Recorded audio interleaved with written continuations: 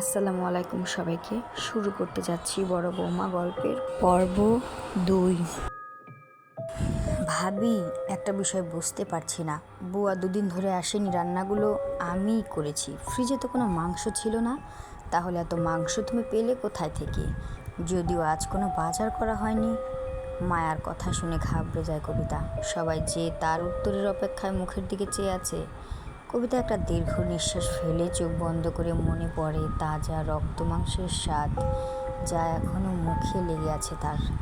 মায়া, তুমি ভালো করেই জানো আমি সারাদিন বাইরে ছিলাম, আর তাছাড়া আমি রান্না করবো বলে প্রয়োজনীয় সব কিছু আমার সঙ্গে করে নিয়ে এসেছিলাম। বাড়িতে কি আছে না আছে সেটা তো তুমিই ভালো করে জানো, তাই না? যাক গে সেসব কথা। বাবা, আপনাকে আর একটু দিব মাংস? দাও দাও, যা রেঁধেছো না। বৌমা, কি বলবো তোমায়, মনে হচ্ছে এমন মাংসের রান্না জীবনে প্রথম খাচ্ছি। সবাই ডিনার শেষ করে নিজেদের রুমে শুতে চলে যায়, আর এদিকে কবিতা সব কিছু সাফ করে রান্নাঘরে এসে পিছনে ফিরে চারিদিকটা ভালো করে দেখে দরজাটা লক করে দেয়। কবিতার এই ব্যাপারটা নাবিলের চোখ এড়ালো না, কারণ নাবিল ড্রয়িং রুমের পর্দার আড়াল থেকে সব কিছু দেখছিল যে কবিতা কি করে। কবিতার অদ্ভুত আচরণে তার সন্দেহটাই ঠিক। নাবিল ধীর পায়ে এগিয়ে এসে দাঁড়ায় রান্নাঘরের দরজার কাছে। দরজায় কান পেতে শুনতে পায় নাবিল, ভিতরে কিছু কাটা হচ্ছে, সঙ্গে চুষে খাওয়ার শব্দ। কিন্তু নাবিল কিছুই বুঝতে পারছে না কবিতা ভিতরে কি করছে। 10 মিনিট পর কবিতা রান্নাঘর থেকে বাইরে বেরিয়ে আসতে আড়াল থেকে নাবিল অবাক হয়ে দেখছে তাকে।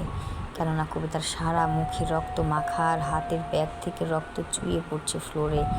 এটা থেকে নাবিল প্রচণ্ড ভয় পেয়ে যায়। কবিতা এতক্ষণে তাহলে রক্ত খাচ্ছিল, কিন্তু একটা মানুষের পক্ষে রক্ত খাওয়া কোনোভাবেই সম্ভব না। তবে কি কবিতার উপর কোনো প্রেতাত্মা ভর করেছে? এমনটা ভাবতেই গা শিউরে ওঠে নাবিলের। ভয়ার্ত চোখে শুধু দেখছে নাবিল রক্তমাখা ব্যাগটা হাতে নিয়ে সিঁড়ি বেয়ে উঠে যাচ্ছে কবিতা। কোথা যাচ্ছে ও? পরিত্যক্ত রুমে নয় তো? রাত তখন 3টে। মায়া আর রাশেদ গভীর ঘুমে। তখন হঠাৎ করে রুমে কিছু পড়ে গিয়ে ভেঙে যাওয়া শব্দে মায়ার ঘুমটা ভেঙে যায়। ঘুম থেকে আড়মোড়া হয়ে উঠে ডিম লাইটের আলোতে মায়া দেখে পানির ভর্তি গ্লাসটা ভেঙে পড়ে আছে। মায়া বুঝতে পারছে না পানি ভর্তি গ্লাসটা কীভাবে পড়লো, যেখানে জানালা বন্ধ, বাতাস আসার কোনো সম্ভাবনাই নেই। তাহলে হঠাৎ মায়া শুনতে পায় গোঙানোর আওয়াজ। শব্দটা ঠিক খাটের নিচ থেকে আসছে মনে হচ্ছে তার কাছে। গায়ে থেকে কাঁথাটা সরিয়ে খাট থেকে নেমে দাঁড়ায়।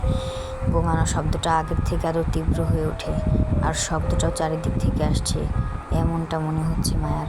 কিছুই বুঝতে পারছে না রুমের ভেতর কী এমন আছে যা এমনভাবে শব্দ করছে। ড্রিম লাইটের আলোতে কিছুই দেখতে পারছে না মায়া। হঠাৎ যেন মায়ার দুপাকে যেন চেপে ধরলো। মায়া নিচে চেয়ে দেখে দুটো কাটা হাত তার পা ধরে আছে। ভয়ে চিৎকার দিতে যাবে তখন ধপাস করে চিৎ হয়ে ফ্লোরে পড়ে যায়। ভয়ে চোখ বন্ধ করে রাশেদকে ডাকতে লাগলো। মায়ার ডাক শুনে রাশেদ ঘুম ভেঙে দেখে মায়া ফ্লোরে চিৎ হয়ে পড়ে আছে। দ্রুত উঠে গিয়ে মায়াকে বেডে শুয়ে দিয়ে রাশেদ বলে, কি হয়েছে মায়া? তুই বিছানা থেকে ফ্লোরে পড়ে গেল কিভাবে? আমি পড়ে যাইনি, কেউ আমার পা ধরে ফেলে দিয়েছে। উফ, পায়ে প্রচণ্ড ব্যথা করছে। মায়ার ব্যথায় কাতরাচ্ছে, আর রাশেদ দেখে পায়ের কাছে যেতেই দেখে একটা পা অনেকখানি কেটে গেছে। সেই মুহূর্তে রাশেদ দেখে ফ্লোরে ভাঙা গ্লাস পড়ে আছে। রাশেদের বুঝতে বাকি রইল না যে ভাঙা গ্লাসে পা রাখায় মায়ার পা কেটেছে। মায়ার পায়ে ওষুধ লাগিয়ে ব্যান্ডেজ করে দেয় আর বলে, তুমি দেখে হাঁটবে না? পায়ের নিচে পানির গ্লাস ভেঙে পড়ে আছে, আর সেজন্যই তোমার পা কেটে গিয়েছে। তুমি কেন বুঝতে পারছো না ভাঙা গ্লাসে আমার পা কাটেনি? বিশ্বাস করো, আমি স্পষ্ট দেখেছি রক্ত মাখা দুটি হাত দাঁড়ানো অবস্থায় কেউ আমার পা টেনে ধরে ফেলে দেয়, আর তার নখের আঁচড়ে আমার পা কেটে যায়। কিভাবে বিশ্বাস করবো বলো মায়া? যেখানে রুমে তুমি আর আমি ছাড়া কেউ নেই, তাহলে কে তোমার পা ধরবে?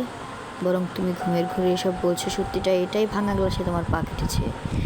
যাকগে, আর কথা নয়, এখন শুয়ে পড়ো। কাঁথা গায়ে দিয়ে শুয়ে পড়ে রাশেদ। মায়া কোনোভাবেই মানতে পারছে না রাশেদের কথা। এখনও ভেসে উঠছে সেই রক্ত মাখা হাত দুটো। এমন সময় হঠাৎ করে মায়ার পাশে জানালাটা নিচের থেকে খুলে যায়, আর কে একটা রুম থেকে বেরিয়ে গেল। মায়া স্পষ্ট দেখেছিল, যা ছিল তার চোখের পলকে চলে যাওয়া। ভোরের দিকে ঘুম ভেঙে যেতে মিজান সাহেব চশমা খুঁজতেই মনে পড়ে যায় চশমাটা ড্রয়িং রুমে রাত্রিবেলায় ভুল করে ফেলে রেখে এসেছিলেন। স্ত্রী আয়শাকে ঘুম থেকে ডেকে তুলে ড্রয়িং রুমে পাঠান চশমাটা এনে দেওয়ার জন্য। চশমা ছাড়াই একদম চলাফেরা করতে পারেন না তিনি। মিসেস আয়শা চশমা আনার জন্য ড্রয়িং রুমে গিয়ে চশমাটা হাতে নিতেই কটকট করে দরজাগুলোর শব্দে পিছনে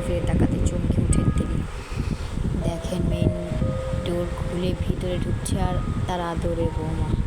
বিস্মিত চোখে তাকিয়ে দেখছেন বৌমার শরীর, গায়ে সাদা শাড়ি ভিজে লেপ্টে আছে তার শরীরের মধ্যে।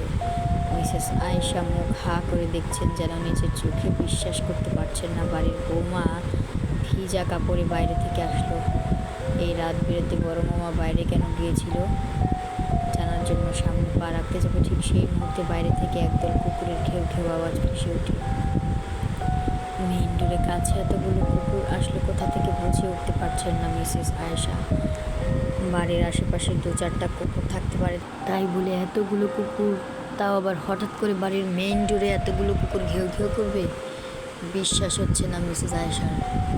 বৌমার কাছ থেকে ভুল পরে জেনে নেমে এমনটা ভেবে মিসেস আয়েশা মেইন দরজা খুলে বাইরে বেরিয়ে আসতে চোখের সামনে মৃদু আলোতে আকস্মিকভাবে চোখের সামনে ভেসে ওঠা রক্তাক্ত লাশ দেখে প্রচণ্ড ভয়ে জোরে চিৎকার করে ওঠেন মিসেস আয়েশা। ভয়ে দুহাতে মুখ ঢেকে নিয়েছে আর ভয়ে ভয়ে আর চোখে দেখছে রক্ত মাখা লাশটা। এক হাত পা মাথাবিহীন লাশের পাশে কুকুরগুলো জোরে জোরে ঘেউ ঘেউ করতে লাগলো। এবারের দরজার দিকে চেয়ে মিসেস আয়েশা ভয়ে পুরো শরীর থরথর করে কাঁপছে। ভাবতেই পারেননি ভোরবেলায় উঠে এমন ভয়ানক পরিস্থিতির সামনে পড়তে হবে। ভোরবেলায় হঠাৎ করে কারো চিৎকারে বাড়ির সবাই আর পাশের বর্ষার থেকে লোকজন দৌড়ে উঠে চলে আসে দেখার জন্য কি হয়েছে। একে একে সবাই বিস্ময় চোখে দেখছে বাড়ির সামনে পড়ে থাকা মাথাবিহীন রক্ত মাখা লাশটা। এক হাত পা মাথাবিহীন লাশের পাশে কুকুরগুলো জোরে জোরে ঘেউ ঘেউ করতে লাগলো। এবারের দরজার দিকে চেয়ে মিসেস আয়েশা ভয়ে পুরো শরীর থরথর করে কাঁপছে। ভাবতেই পারেননি ভোরবেলায় উঠে এমন ভয়ানক পরিস্থিতির সামনে পড়তে হবে। ভোরবেলায় হঠাৎ করে কারো চিৎকারে বাড়ির সবাই আর পাশের বাসা থেকে লোকজন দৌড়ে ছুটে আসে দেখার জন্য কী হয়েছে। একে একে সবাই বিস্ময় চোখে দেখছে বাড়ির সামনে পড়ে থাকা মাথাবিহীন রক্তমাখা লাশটা। আর সবাই দেখছে মিসেস আয়েশাকে, যে তিনি কতটা প্রচণ্ড ভয় পেয়ে জড়সড় হয়ে মাটিতে বসে আছেন। ছেলে বৌমারা তাকে ভয় কাটানোর জন্য বিভিন্ন কথাবার্তা বলে সান্ত্বনা দিচ্ছে। আবার কেউ কেউ এসে জিজ্ঞেস করছে কীভাবে কী দেখছে, নানা ধরনের প্রশ্ন। হঠাৎ করে কেউ উচ্চস্বরে বকুল মেয়ে আমার কথাটা বলেই চিৎকার দিয়ে রক্তমাখা লাশটাকে জড়িয়ে ধরে কেঁদে ওঠে। সবাই যেন অবাক হয়, মাথাবিহীন কোথাকার লাশটা বকুলের হতে যাবে কেন? জানে সবাই বকুল কতকাল ধরে নিখোঁজ, তাই বলে এটাই বকুলের লাশ হবে কেউ যেন বিশ্বাস করতে পারছে না। মেয়েটা হারিয়ে গেছে, কেউ তাকে এমন নৃশংসভাবে মেরে ফেলবে তার তেমন কোনো শত্রু নেই, সবাই এটাই জানে। বকুলের মাকে দুজন ধরে লাশটার থেকে সরাতে রাগে খেপে গিয়ে বকুলের মা চিৎকার করে কান্না করে বলে, এটা আমার মেয়ে বকুল, তোমরা কেন আমার কথা বিশ্বাস করছো না? দেখো ওর গায়ে নীল জামাটা, যেটা আমি কিনে ওই দিন রাতে নিজে হাতে পরিয়ে দিয়েছিলাম আমার মেয়েকে। এই কথা শোনার পর সবাই যেন বিশ্বাস করতে বাধ্য হচ্ছে। পুলিশকে খবর দেওয়ায় তারা এসে লাশটা পোস্টমর্টম করানোর জন্য নিয়ে যাওয়া হয়। এদিকে মিসেস শিখা ভয়ে এতটাই কাবু হয়ে যান যে জীবনে প্রথম খুব ভয়ঙ্কর মর্মান্তিক দৃশ্য খুব কাছ থেকে একান্তভাবে দেখেছেন। বিকেলবেলায় নাবিল আর রাশেদ তারা ছিল অফিসে, বাজারে গিয়েছিল মিজান সাহেব আর মায়া। হসপিটালে গিয়েছে রিপোর্টগুলো আনার জন্য, শুধু বাসায় ছিল কবিতা আর তার শাশুড়ি। মায়া তখন ড্রয়িং রুমে বসে একটা পুরনো বাক্স থেকে কয়েক জোড়া গহনা বের করে পরখ করে দেখছে। বিপরীত দিকে বসে থাকা কবিতার শাশুড়ি বিস্ময় চোখে চেয়ে বলে ওঠেন, এত গহনা এই বাক্সে?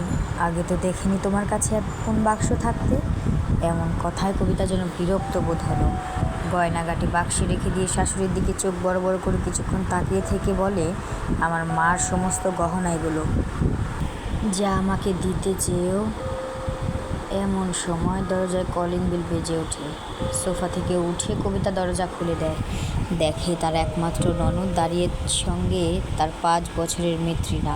কবিতাকে জড়িয়ে ধরে কত কথা জিজ্ঞেস করে যাচ্ছে তার ননদ, কিন্তু কবিতার যেন সেদিকে কোনো খেয়ালই নেই, যেন এক ধ্যানে চেয়ে থাকে তৃণার দিকে। ননদ যে কী সব বলছে সে কথা তার মাথায় যাচ্ছে না। চুপ করে থাকায় ননদ তাকে ছেড়ে দিয়ে ভিতরে ঢুকে নিজের মাকে জড়িয়ে ধরে। এদিকে তৃণাও এক দৃষ্টিতে কবিতার দিকে চেয়ে আছে, চোখের পলক যেন পড়ছে না তাদের কারো। কিছুটা দূরেই অবাক বিস্মিত চোখে তাকিয়ে দেখছে ওদেরকে মিজান সাহেব, হাতে তার ব্যাগ ভর্তি বাজার। অগ্নিকুণ্ডের মতো ঝলসে যাওয়া লাল চোখ দুটো কবিতার তৃণার দিকে। ব্যাপারটা মিজান সাহেবের কাছে অস্বাভাবিক মনে হচ্ছে। যেন ছোট্ট মৃত্যুনাকে যেন তার চোখের মায়াজালে বেঁধে ফেলতে চাইছে। বড় বৌমা এমন অদ্ভুত চোখের দৃষ্টি আগে কখনোই দেখেনি মিজান সাহেব। তাহলে আজকে এ পর্যন্তই, দেখা হচ্ছে আগামী পর্বে। গল্পটি সবার ভালো লাগলে লাইক করে পাশে থাকবেন। সুস্থ থাকুন সবাই, ভালো থাকুন। আসসালামু আলাইকুম।